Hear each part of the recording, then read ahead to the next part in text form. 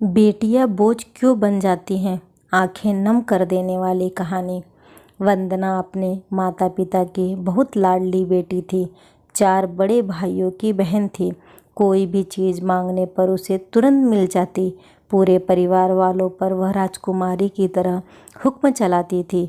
अपने दोस्तों के सामने बहुत रौब था उसका। बड़े घर की लाडली बेटी थी वह। जैसे ही उसने कॉलेज में दाखिला लिया, उसके ठाट बाट, बड़ी कार में आना जाना, हर दिन नए कपड़े, यह देखकर वहाँ के लड़के लड़कियाँ सब उससे दोस्ती करना चाहते थे। थोड़े ही दिनों में उसके बहुत सारे दोस्त बन गए। पूरे कॉलेज में उसकी एक अलग पहचान थी। कुछ दिनों बाद उसके घर एक रिश्ता आया। खानदानी लोग थे और दादाजी की पुरानी जान पहचान थी। उनके साथ वंदना के साथ कोई ज़बरदस्ती नहीं थी, पर फिर भी वंदना ने शादी के लिए हाँ कर दी, क्योंकि वह अपने परिवार से बहुत प्यार करती थी। वह जानती थी कि वह लोग उसका अच्छा ही सोचेंगे। लड़के का नाम दीपेश था। दीपेश काफ़ी पढ़ा लिखा और समझदार लड़का था और उसके घर वाले भी बहुत अच्छे थे। ससुराल में वंदना की जगह वैसी ही थी जैसे कि मायके में। कोई भी काम वंदना को पूछे बिना नहीं होता था। सबकी दुलारी बहू बन गई थी वह। फिर कुछ सालों बाद उसने एक बेटे को जन्म दिया। बंटी वंदना को जान से प्यारा था। पोता पाकर ससुराल वाले तो फूले नहीं समाते थे।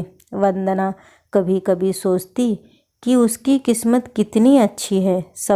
उसको सब कितना प्यार करते हैं। चाहे जीवन में कैसा भी समय आए, मेरे अपने हमेशा मेरे साथ है। मैं कभी अकेली नहीं हो सकती। कितनी खुश किस्मत हूँ मैं। पर वंदना की खुशियों को उसकी अपनी ही नज़र लग गई। एक दिन वह मायके जाने की जिद कर बैठी। दीपेश को बहुत काम था, फिर भी वह उसे मायके ले गया। रास्ते में उनका एक्सीडेंट हो जाता है। वंदना, दीपेश और बंटी बहुत बुरी तरह जख्मी हो गए। काफ़ी दिनों के इलाज के बाद दीपेश और बंटी तो ठीक हो गए, लेकिन वंदना पूरी तरह ठीक ना हो सकी। सर पर चोट लगने के कारण वह अपनी आँखों की रोशनी खो बैठी।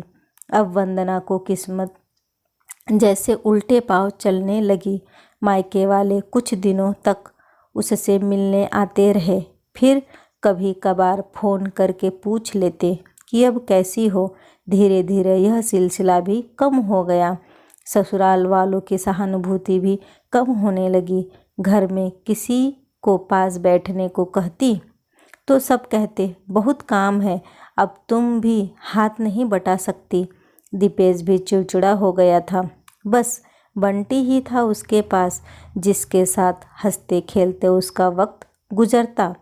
एक दिन वंदना के हाथों से कुछ गिर गया और बंटी को चोट लग गई।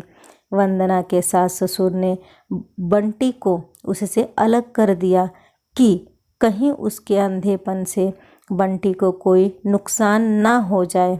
वंदना अंदर से टूट चुकी थी।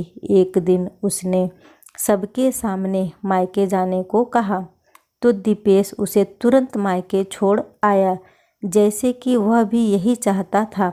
लेकिन बंटी को उसके साथ नहीं भेजा गया।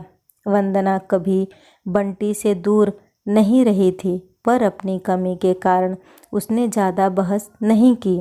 वंदना को लगा कि वह 3-4 दिन वहाँ रहेगी तो थोड़ा हवा पानी बदल जाएगा, क्योंकि वह कई दिनों से बाहर नहीं गई थी।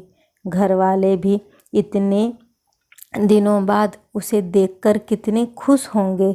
वंदना के घर पहुंचने पर सब लोग बहुत खुश हुए। खाने में सब कुछ उसके ही पसंद का बना था।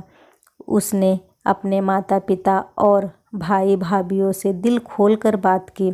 उनके छोटे छोटे बच्चे भी बुआ के साथ घुल मिल गए थे।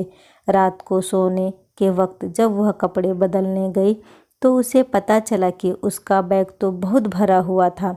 वह समझ गई और दुखी हो गई। कुछ दिनों तक तो सब ठीक रहा, फिर जैसे सब बदलने लगा। सबका व्यवहार बदल रहा था।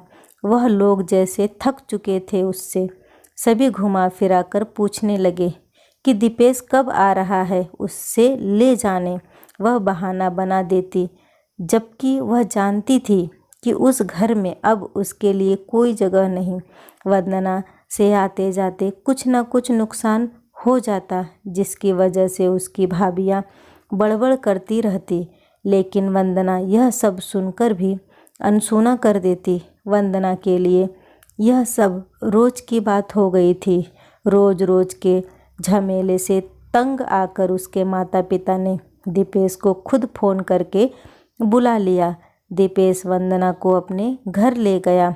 वंदना को अपने परिवार वालों से यह उम्मीद ना थी कि जिस बेटी के कहे बिना घर में एक पत्ता भी नहीं हिलता था, उस घर के लिए वह बोझ बन चुकी थी।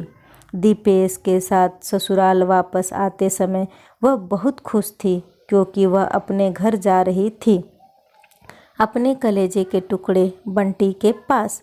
लेकिन यह खुशी भी कुछ पल की थी। सारा इंतजाम पहले से ही किया हुआ था। वंदना को सीधे ऊपर वाले कमरे में पहुंचा दिया गया और बंटी से दूर रहने को कहा गया। एक काम वाली कमला को उसकी जिम्मेदारी सौंपी गई, जो उसके खाने पीने पहनने की सारी ज़रूरतों का ध्यान रखती। वंदना ज़्यादातर चुप ही रहती, कभी कभी काम वाली कमला से थोड़ा बात विचार कर लेती और बंटी का भी हाल पता मिल जाता था। सबकी लाडली दुलारी बेटी और बहू सबके लिए लाडली से बोझ कब बन गई उसे पता ही नहीं चला। बुरा वक्त आने पर अपने भी साथ छोड़ देते हैं, ऐसा क्यों होता है? दोस्तों, तो कैसी लगी ये कहानी मुझे कमेंट बॉक्स में ज़रूर बताइएगा। वीडियो को लाइक और शेयर करना न भूलें। चैनल पे पहली बार आए हैं तो इसे सब्सक्राइब ज़रूर करें। वीडियो देखने के लिए आपका बहुत बहुत धन्यवाद।